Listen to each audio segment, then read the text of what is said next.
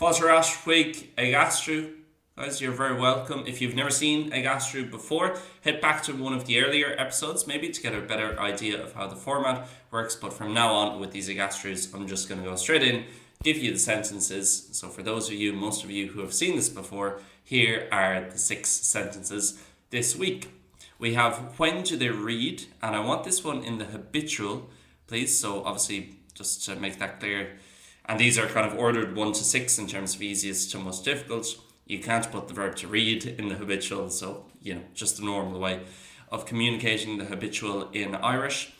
We would be happy to help you. I heard they'll come back in a week or 2. I think it was difficult for them to visit us. He said to all of us not to speak with him, and apparently it was found out a few days later. So that last one is with the Sivri.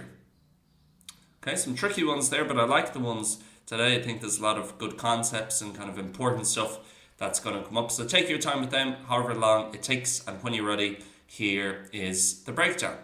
Okay? Ibrahim, guys, when do they read in the habitual?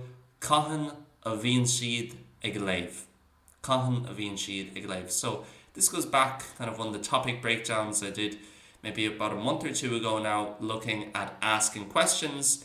Let's say with the question word, we just put the question word first. It's going to have a little a afterwards once it's not call, which is a bit different. We would go straight on to the verb, but with a normal one like cahan, just put a little a afterwards, and then we just do the rest of the sentence in statement form. So what do I mean by that? Well, if I was saying they do be reading, in other words, they read, but habitually, I'd say bíonn siad ag léamh. Therefore, cahan a bhíonn siad ag léamh. The single a on its own is always going to force a h onto the next verb, as we have in the infinitive, on rud a dhéanamh, to do the thing instead of dhéanamh.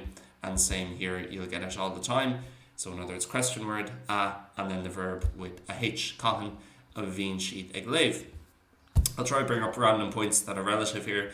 If it was an Ulster speaker saying this, they'd probably say cahan a bhíonn siad ag léamh. Cahan a bhíonn siad ag léamh. Okay, so that mh at the end, and you obviously get that mh or dh or bh at the end of a lot of verbal nouns. They'll pronounce it oo, while a lot of other people might pronounce it with a more v sound.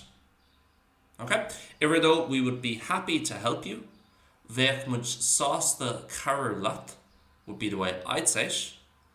You could also say bheithimish sásta carr leat, which again is using a slightly more Munster, but often there's a lot of standard Irish which will do that fusion for the first person plural mochanilik, so bheithimish, or we could also say cuidiú instead of carru. Okay, so we can use the verb carry as the root, or cuidí, and then the verbal nouns carru and cuidiú.